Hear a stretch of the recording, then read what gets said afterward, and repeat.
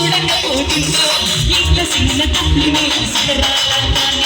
సిన్నలు చూపిస్తా సిద్ధరాన మనసుని చిన్నగా పోతుంటా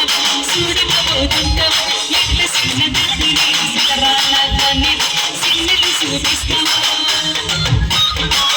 పిల్లకి చూడకపోతుంటా